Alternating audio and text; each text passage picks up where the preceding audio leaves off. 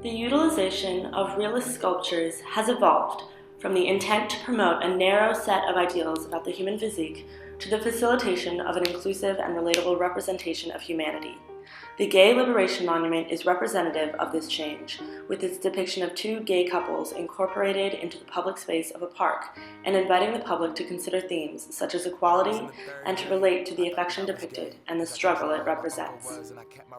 The Gay Liberation Monument was erected to commemorate the beginning of LGBTQ resistance to oppression that began with the Stonewall riots in 1969 that broke out in response to police raids on the gay bar at the Stonewall Inn.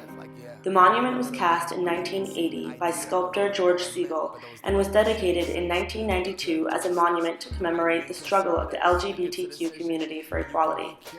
The life-size figures are in relaxed poses in everyday clothes that transcend time and are incorporated into the structure of the park so that, if it weren't for their bright whitewashed exteriors, they could pass for just two more couples enjoying their day in the park. This lifelike depiction of the human form is known as realism. Change. Even if I tried, even if I wanted to, and I can't. However, the origin of realist sculptures lies in a very different time and place, ancient Greece, where statues date from the 1st and 2nd centuries. Realist sculptures of ancient Greece were primarily of human-like gods or great leaders, often depicted with bare chests or fully nude. This focus on the body demonstrates the cultural appreciation for the human physique and a desire to promote what was perceived as physical perfection, a quality that was held in the highest esteem in a culture that held great tournaments and idolized the winners who were the strongest and most powerful in society. When men were the subjects of sculptures, they featured contoured and toned bodies promoting the ideal male physique as that of the warrior, while when women were depicted, they featured what sculptors decided were the perfect proportions with wide hips, large breasts, and narrow waists. This promotion of the culturally constructed perfect human form was the original use for realist sculptures. For everybody, there is no difference. Live on and be yourself.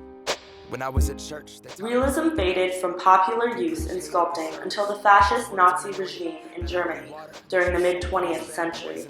However, the intent of realist sculptures hadn't changed.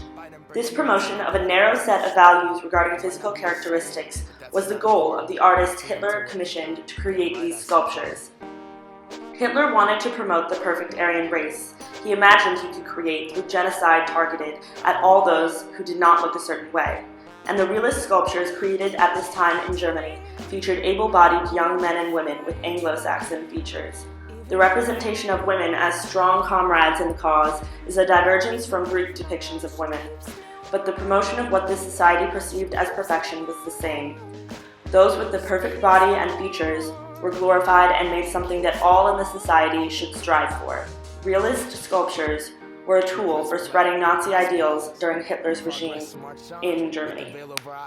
We turn our back on the cause till the day that my uncles can be united by law. When kids aren't walking around the hallway, plagued by pain in their heart, a world so hateful some would rather die. Finally, the revival of realist sculpture that occurred in Germany during World War II persisted beyond this time and place, with contemporary artists picking up on the style and repurposing it in earnest this time.